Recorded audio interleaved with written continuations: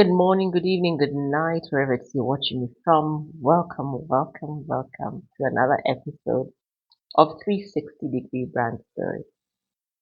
Today I don't have Joe with me, and that's because we're out on assignment. I'm coming live to you from Mukono, Uganda. Really beautiful place. So if you hear birds in the background and all that, I'm really having a good time. Welcome. This is the African MSME Collective, where we help businesses set up, stabilize, scale, and become sustainably successful. But also in this space, we work with Akiko Stories. Akiko Stories is a boutique communications firm that helps business leaders unpack, understand, and tell their story.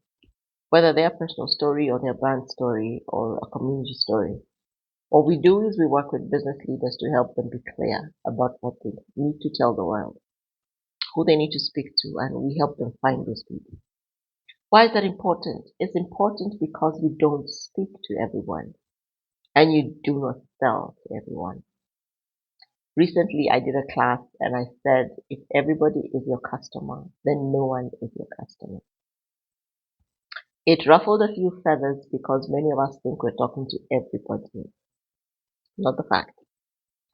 But today we want to answer the question of how do you find inspiration? Many of us hand over our storytelling work to somebody else, an agency, and you say it's too much, think about it. I'm too tired in the business. But the reality is, and I need you to understand this business leader, you are the custodian of your story. You are the custodian of your company's story. So if you cannot tell it to your people, because your people will say what you have told them. So if you cannot tell it to them, they will tell whatever it is they understand. And it's interesting when I work with organizations to see the business owner thinks they're crystal clear until they hear their team saying what they think the company does. And they're like, it's not what it is. So my challenge to every business owner is have moments where you can gain inspiration and then share stories that will enable your teams to write about it, document it, tell others, speak to customers and all that. But let's start with the whole conversation of what is inspiration. Inspiration is the process of being stirred within to do something or produce something creative. When we started our businesses, we're like, I just had an idea to solve that problem. That's inspiration. I just had a knowledge that this would help this person after thinking about it. So inspiration is internal. It's something that happens on the spirit level, really, of a man, not just his mind. Because by the time you're at the point of inspiration, your mind has processed a lot of information. You've been listening to challenges, you've been listening to complaints, you've been listening to conversations, you've been sifting through information, you've read, you've recorded, and then one day, boom, it hits you. Ah, this is what I can do. It's on a spirit level. And as human beings, we're spirits before we're physical bodies. So that's where inspiration sits. It's a stirring within to do something creative and something that actually solves a problem. I find some of the greatest inspirations are so big, they solve such a multitude of problems, but we unpack it progressively. So why is inspiration important? And many times as business leaders, they're like, I don't know what to write. That's a lack of inspiration. And many times we sit in that space because really the truth of where we are is we're busy. We're tired. You wake up in the morning, you get your family ready if you're a mother. You send them off to school, you get yourself ready, you go off to work. Or maybe somebody else helped you get them ready, so you've already left. And you're solving problem after problem, meeting after meeting, complaint, complaint, complaint. Then you hit traffic and you get back home and your kids are tired and they're moody and you're like, you're tired, you go to bed. For men, I think it will be different. You get up, you go to work. the pressure and the complexity of work, the pressure and the complexity of community, expecting you to deliver a certain quality of life, and then boom, it's the end of the day, you have all this still on your plate. And you're like, I'm tired. But inspiration is important because it unlocks creativity. It opens a part of you that is still very innocent and able to join dots and color out the line and, make sense of things. It unlocks your capacity to resolve situations, to solve problems. Some of you will get tired of me, but I say this all the time. Unless your business is solving a recurring problem, lifespan is short. Okay? So inspiration unlocks creativity. It increases productivity. There is a fire in your belly or something in you just comes to life when you're in that space of inspiration. You have energy, you have positivity, you have the will to push through and to accomplish what it is you need to do. The other thing inspiration does, it boosts your joy. In many spaces when I was researching, it says it boosts happiness. Happiness is connected to happening. Joy is a deep soul and spirit thing. And joy lasts. Happiness is, I'm inspired today, it works, then boom, it flags, okay? So we've said inspiration unlocks creativity, it opens that inner place in you, it boosts productivity because you can see progress, it boosts your joy, it gives you such a sense of satisfaction that now adds the fuel to life. And then it gives you a sense of accomplishment. Because in the space of inspiration, you have begun to provide resolution for a problem. Storytelling, and I say this a lot and I will keep saying, storytelling and brand building isn't just a marketing conversation. Marketing is one small part of it. And the reason I think it's important to focus on inspiration is when you're inspired, even the boring sides of the business work. I found that with myself. When I'm inspired, even the boring sides of the business work. And that's what we're working to get to. So then somebody else asked me, but how do I connect to inspiration? I'll give you 5 things. They're not everything, but they are the 5 that I have found work the most. Principle 1 is going to nature. Now I know some of you are gonna tell me I don't like the outdoors, I don't like this, I don't like that. But where is the place you feel most at peace? For some of us, it will be on the beach. For some of us, it will be doing a run in the forest, sitting by a river, sitting under a tree, walking on the grass. I don't know what it is for you, but go into nature.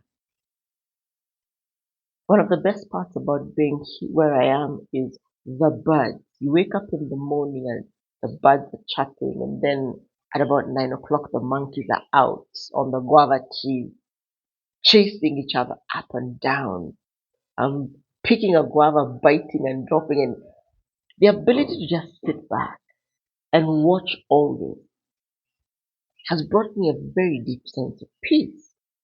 And then at night, you have the crickets. But the most beautiful thing I've experienced these days I've been away is the smell of jasmine at night. So in just outside the house where we're staying, there's this big jasmine tree. There are actually 2. And when you come in at about 7, there's this rich, rich, rich perfume that's very relaxing. Go into nature. If you want to touch soil, go and touch soil. And I remember a few weeks ago, my mom was feeling a bit restless and she said, I want to go into the shamba, into the farm. And she went to weed maize. I'm not a farm girl. You can tell from how I'm laughing, I'm not a farm girl. But my mother and my sister and my son are. And you can see that when they come back in from weeding, pruning, watering, there's a lightness in their spirit. So find that piece of nature that appeals to you and spend time in it. When you spend time in nature, my favorite thing to do in nature is to find grass and walk on grass, or to walk on a marram road barefoot. I do all this barefoot. It's called grounding, earthing, whatever it is you want to call it. And I found the days I ground and earth or just sit outside on the concrete with my feet on the grass, there's a whew that happens. My tension levels leave, calm comes, and I'm able to think and process things better. So find that part of nature that works for you. The other source of inspiration is your lived experience, which is your life. There is a reason why you are able to identify that specific problem and find the solution.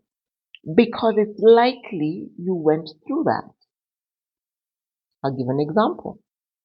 I grew up in a family of, my parents were both educators. Their siblings were all employed. But I didn't like that whole 8 to 5. So we're at work 8 to 5, which means leave home at about 5:36, depending on how far you live. And so you're in traffic both ways. I didn't like that. I began to look for other sources of income, ways to be employed, to work. And my uncle was in business. The only one who was in business at the time. And he had a freedom that I desired. Okay. And I began to pursue it, but I realized there are ways I'm going to have to live my life. So the reason I can talk into so many spaces is because my lived experience about business, I'm in business number 6. 4 have been shut down irreversibly, all for different reasons. But now I can look back, and I was telling a group of young people 2 weeks ago that the challenges that were there when I stepped into the SME space as an employee in the early 2000s are still in place, right? So don't I have stuff to talk about? So when I go into spaces, I have lived experiences. When we're crossing the border for this particular trip, we had an amazing conversation with an immigration officer that became a complete post on LinkedIn. We have other conversations we've had about what different things mean here. And it's this journey that we're in, visiting the people we're visiting, sharing the things we're sharing, that are giving us reason to have spaces to talk about things. So lived experience is a major source of information and inspiration. The other one is research. If you're a bookie and you like reading, oh, I know some of your bookworms, you're excited when you see numbers, you're excited to read books. That can be a source of inspiration because you can unpack things we don't see. So, like my business accountability partner, she's called Mikali. She loves numbers, but she doesn't like the bookkeeping numbers for the sake of bookkeeping. She wants to analyze them and help you understand the trends of your business so that you can mitigate failure and pursue growth. And she gets excited by numbers and reports. Not me. That is why she does my books. Because she can come and say, based on how you're going, you need to at least increase your income by X if we look at your income and your expenditure. She's also able to tell me what particularly business lines are more profitable. So what I should do more of. But I simply look at numbers, trend analysis, industry, all those things. So research for her is around what are the opportunities available? What are the numbers saying? How can I advise her based on her numbers? She's even gone back to school to make it better. Right? And her inspiration is to help us understand. So when she thinks about these difficult problems, she's able to write. The fourth thing you can do to acquire inspiration is to spend time thinking. Yeah, spend time thinking. And that means you must be mulling over the problems you're finding, challenges you're meeting, the conversations you're having, and you will always find something in there that will inspire you to write or to talk about. And finally, fun and laughter. I've done a lot of that the last couple of days. We have laughed, we have cried, we have traveled together. We've driven on really bad roads, really good roads, and it's given me opportunity, one, to appreciate what I have at home, but two, to appreciate what others go through and to learn to laugh at myself. And at the end of the day, my heart is lighter. So when I sit down to write and reflect, I'm finding a lot more is pouring out. Remember, inspiration is the process of being stirred like you're stirring a pot from deep within to do something creative. I must admit, sometimes it's difficult to find what to talk about on a show. But when I sit and I think back and experience life afresh in the mind, through my mind's eye, something pops up. So expose yourself to nature, review your life, reflect on your lived experience, do some research, spend time thinking, and spend time having fun and laughing. And the last thing I want to talk about today is how do you preserve your inspiration? You must record it. Yes, record it is how you preserve inspiration. But here are a few ways you can record it because when you say record, there's very specific ways our minds go. So, if you are out in nature and a certain plant inspired you, take a picture. A rock, you looked at the rock and you saw different things. Take a picture. Some of us look at the clouds and we see things in the clouds. Take a picture. Record it so that you can go back to it. So one of the options of recording is photos. The other one is words. Write it down. Pull out your notebook, make a few notes, come and sit down later and do a complete journal entry or an article, but write it down. Take a video. If you're sitting outside and you're seeing the kids being the baby goats, not children. You see the baby goats jumping and they're so cute when they're playing and that gives you an idea about a playful thing you want to do. Take a video. If you're traveling on the road, and I did this a few days ago, and the sun was brilliant behind a cloud, the other day it was misty, so we began taking videos. Okay? That's recording. The other thing you do is do an audio. Pop on your phone, and most phones have that record audio button, voice record button, whatever it is called on your phone. You have an epiphany, you have a thought that you're not sure you'll be able to capture later. Pop on record, speak the words with that level of excitement. When you come back to listen, oh, it will take you back to that place of inspiration. If you are one of those artsy kind who draw what you see, draw what your mind is imagining. One of my team members likes to doodle, so she takes notes as doodles. So when you see her notes don't make sense. They have gaps, they have all these little messy things. But when you ask her to talk you through it, she'll tell you exactly where she's going, what she saw, and how she implemented it. Closely followed after draw paint. If you're an artist, if you're an illustrator, you can paint. If you're a hands-on person, you can build. So you see it in your mind's eye and you begin to build it and put it together. Get the wood, get the stone, get the mud, whatever it is that your hands must be feeling when you're getting inspiration, be in touch with that. And finally, speak. Sometimes inspiration is best saved when shared with somebody else. So who's your confidant? Who's your accountability partner? Who's your best friend? Who's just a friend? Who is around that you can talk through this thing and make sense of it? The reality of inspiration, it must be recorded and then it must be reviewed. So you record in any of these ways, write video, audio, drawing, painting, building, conversation. So then you've recorded it, but you must come back and review it to understand and ensure you've grasped everything. And then you must come back and execute it. Inspiration is not given to sit in a vacuum.